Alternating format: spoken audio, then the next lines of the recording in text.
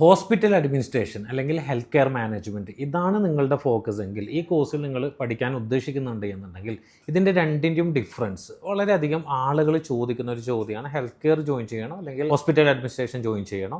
Hospital administration എന്ന് പറയുന്ന ആ ഒരു ജോബ് കോൺസെപ്റ്റ് എന്ന് പറയുന്നത് ഒരു ബ്രോഡ് കോൺസെപ്റ്റാണ്.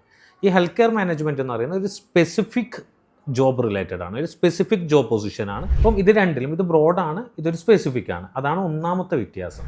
ദെൻ ഹോസ്പിറ്റൽ അഡ്മിനിസ്ട്രേഷൻ എന്ന് പറയുമ്പോൾ അഡ്മിനിസ്ട്രേഷനിൽ വർക്ക് ചെയ്യുമ്പം ഗ്രോത്ത് എന്ന് പറയുന്നത് ഒരു പരിധി വരെ നിങ്ങളെ പെർഫോമൻസ് അപേക്ഷിച്ചിരിക്കും. ഹെൽത്ത് കെയർ എന്ന് പറയുമ്പം പെർഫോമൻസും അതുപോലെ തന്നെ ഒരു പരിധി വരെ ഈ പറയുന്ന പൊസിഷൻസ് അല്ലെങ്കിൽ ഈ പറയുന്ന പ്രൊഫഷനും ഒരു പരിധി വരെ നിങ്ങളെ സഹായിക്കും ഗ്രോത്തിന് വേണ്ടിയിട്ട്. സോ ബോത്ത് വൈസ് രണ്ടും നല്ലതാണ്. രണ്ടിൻ്റെയും ഡിഫറൻസ് ഇങ്ങനെയാണ് വരുന്നുള്ളത്. രണ്ടും ഹോസ്പിറ്റൽ എന്ന് പറയുന്ന സംഭവം റിലേറ്റഡ് ആയിട്ടുള്ള ജോബ്സ് തന്നെയാണ്. അപ്പോൾ അഡ്മിനിസ്ട്രേഷൻ എന്ന് പറയുന്ന ബ്രോഡ്, അതായത് നമ്മൾ അഡ്മിനിസ്ട്രേഷനും കാര്യങ്ങളൊക്കെ അറിയാമല്ലോ. അപ്പോൾ അതിലൊരു അഡ്മിനിസ്ട്രേറ്റർ ആയിട്ട് വർക്ക് ചെയ്യുക, റിസപ്ഷനിസ്റ്റ് ആയിട്ട് വർക്ക് ചെയ്യുക, ആ ഒരു ലെവലിലേക്കായിരിക്കും ഹോസ്പിറ്റൽ അഡ്മിനിസ്ട്രേഷൻ്റെ ജോബ് വരിക. ബട്ട് ഹെൽത്ത് കെയർ അതല്ല, അതൊരു സ്പെസിഫിക് ആയിട്ടുള്ള ജോബ് പൊസിഷനാണ്.